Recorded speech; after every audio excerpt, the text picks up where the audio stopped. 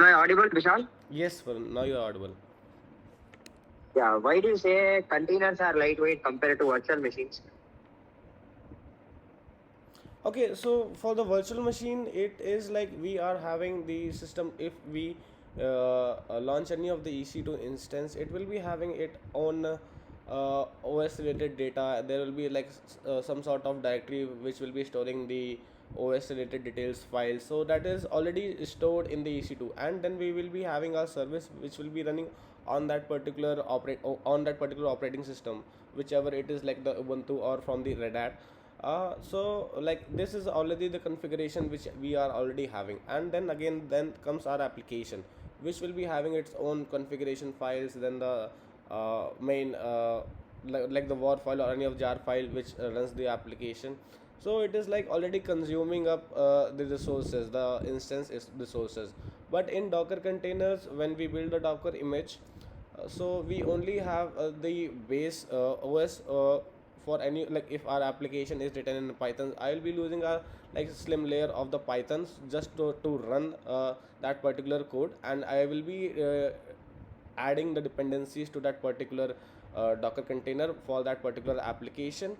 Then like we'll be setting up like the runtime commands and what to act when the container is up, or when the container is ready to get executed or to run. So like this way, the Docker is only having the application and its dependencies, not any of the other OS related details. Okay. Can you explain me the architecture of Kubernetes?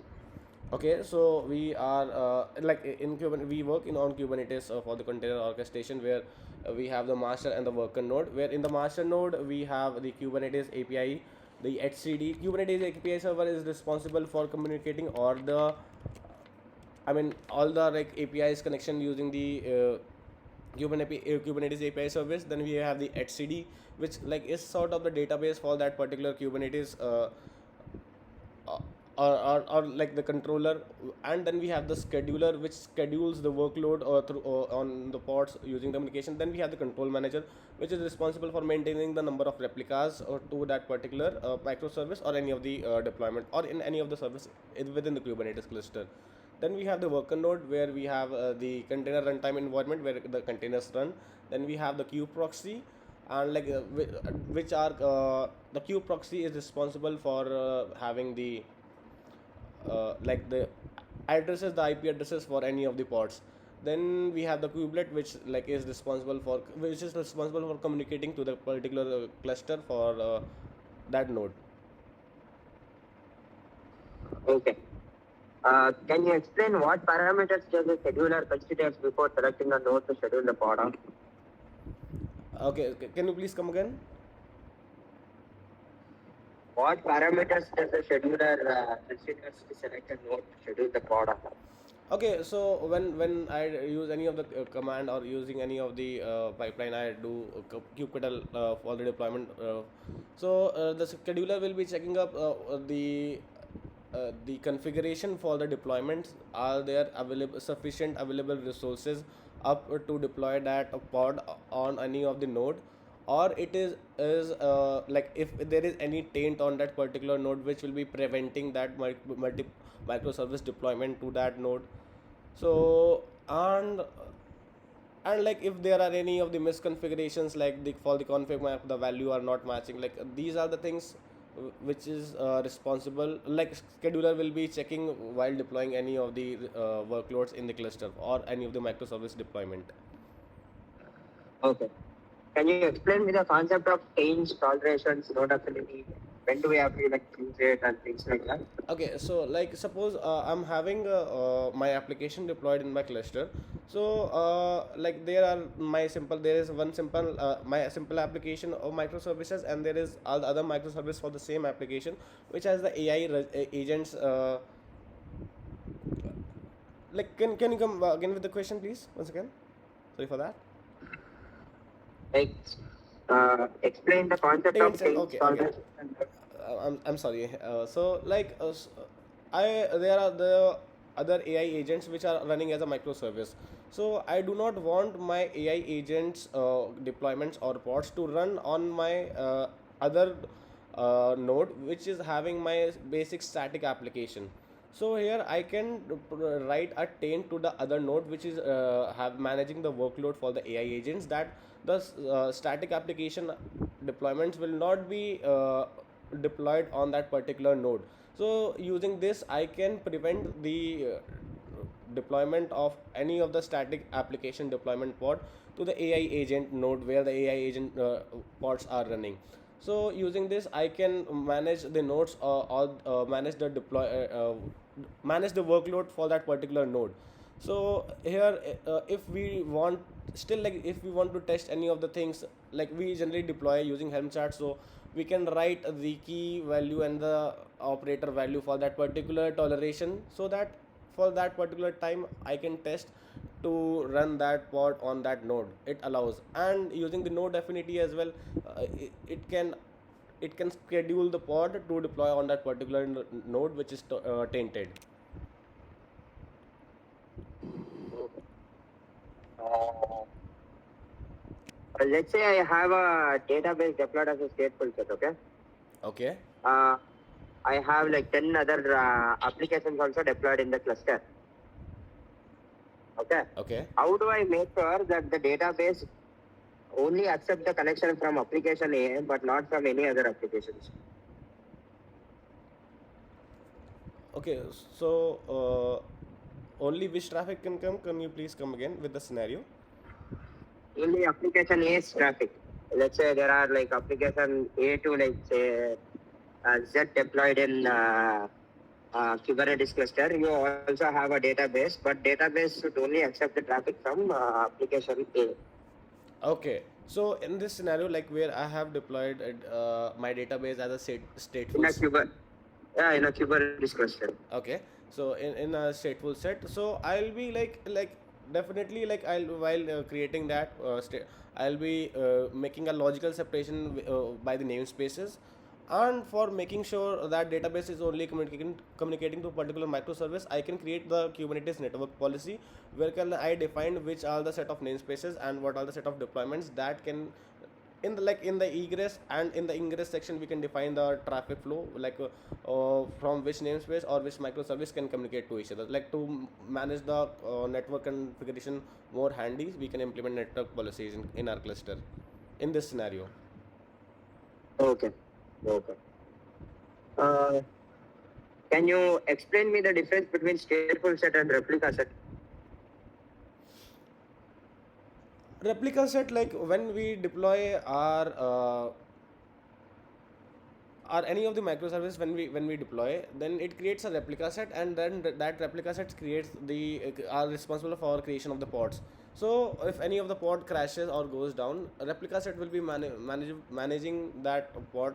Like if I have deployed 3 pods, one pod got crashed, so there are 2 pods, so replica set will be responsible for making it back to again 3. Now coming to the stateful sets, what are stateful sets are like they hold the, like for as just in the last question we have that scenario, like we have deployed DB as a stateful set, because if the pods are like the IP addresses are assigned to the containers for the particular pods, but pods are not mutable, they crash and there comes again. But in the stateful set we have a particular dedicated IPs to correct for that particular deployment of that particular service. So in this way stateful sets help us to make sure the connectivity of the of the pods which are having the same IP addresses. So in this way stateful sets is helpful rather than deployments. So like this is the difference between the replica set and the stateful set. Okay. So that means that stateful set has more features than replica set, right? Yeah. Why do we basically use deployment which in turn create Varun, replica set? Varun, your voice is breaking. What about now? Can you please come again? What about now? Am I audible now? Yes, you are audible now. So even if what stateful set has more characteristics and features compared to replica set. Why do people still use deployment, which in turn create replica set to deploy their application? Why not use stateful set everywhere?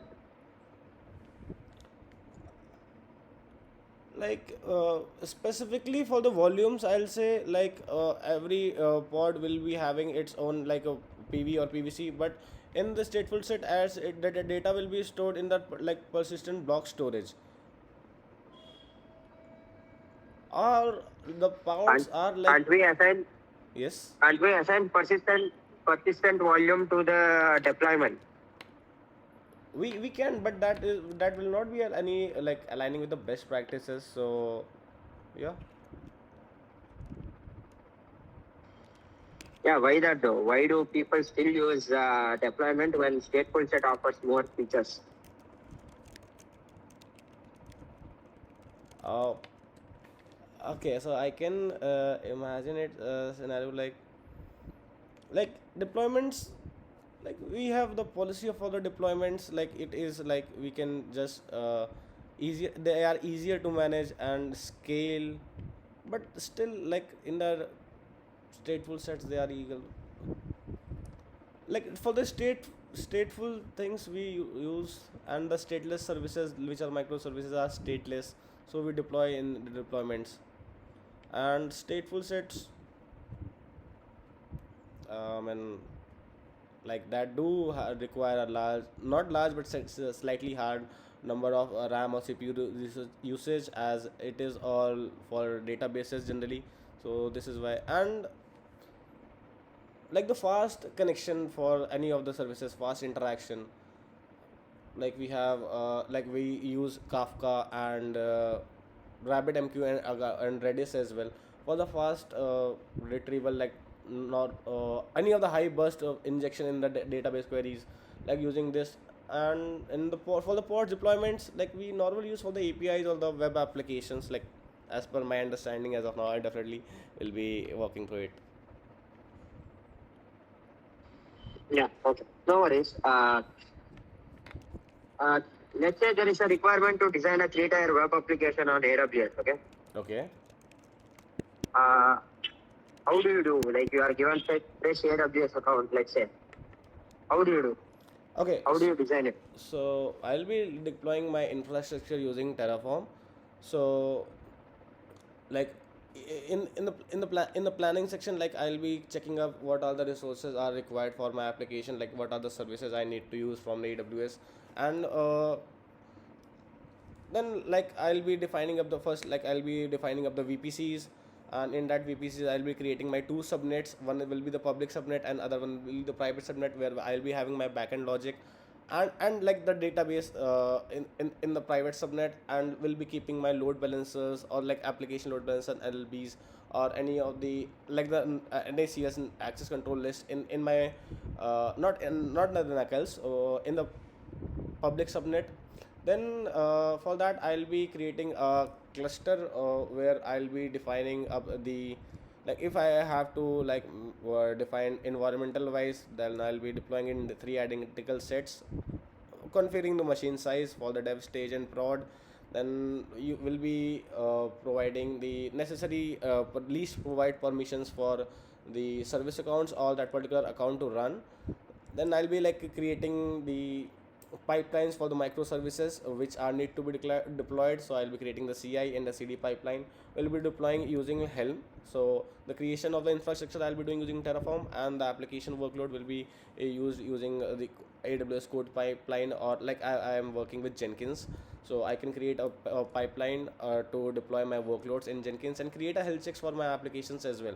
And we'll be creating a load balancers across my like will be create hosting my application using Ingress, and with that application load balancer will be responsible to manage the load. And that too I'll be making sure that my application is like securely deployed. Will be implementing the Docker image scanning throughout the CI process. And once the application is deployed, still like there will be a health check for the like for the health check I'll be implementing the readiness and the liveliness of the pod. So this way I'll be creating my or deploying my application. Okay. Can you explain me the difference between read replica RDS and multi-AG RDS? Sorry, can you please come again? Read replica and multi-AG in RDS. Read replica and multi-AG is like my database is deployed in multiple availability reasons, but in read replica it will be like happening the caching mechanism. So I'm not more familiar with the RDS, but like read replica I have worked with, so it likes the caching mechanism for the data in the stored in the DB particular in the particular region. Uh, is it is it for caching? Not caching, but it is like read replica is for the faster renewal of the data. Like whenever like If you use the normal master RDS, will the retrieval be not fast compared to read replica?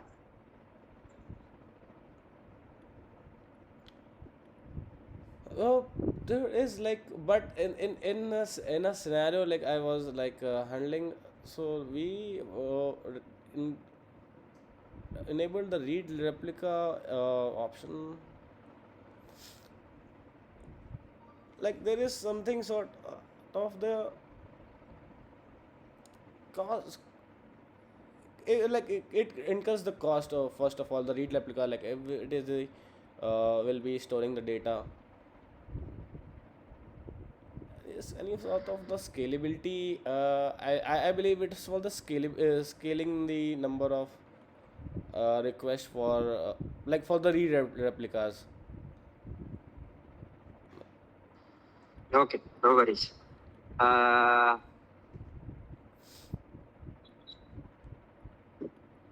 uh, let's say I have an RDS, okay? I don't have any snapshot, any backup taken for it. I accidentally delete the RDS. It's a it's a critical RDS which has like a critical data. It has to be restored somehow. How do you do it?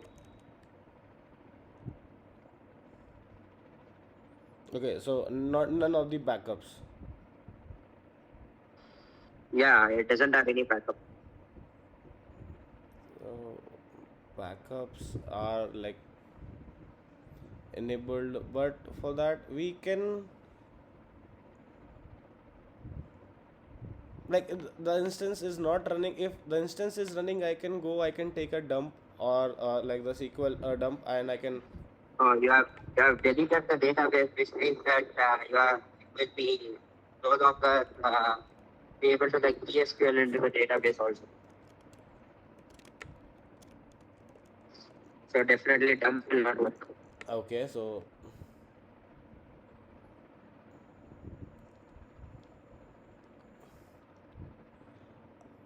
sleepy is not running, instance is stopped.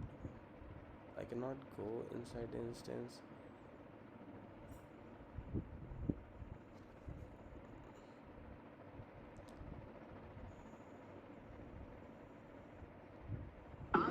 Yeah, no worries. Yep, not definitely I'll be like covering up, but not remembering it of now. Like and if like if any of the AWS support if I have, I can reach to that as well. Uh, let's say you are getting disk usage alert on the EC2 instance, okay? Okay. What do you do? How do you go about it?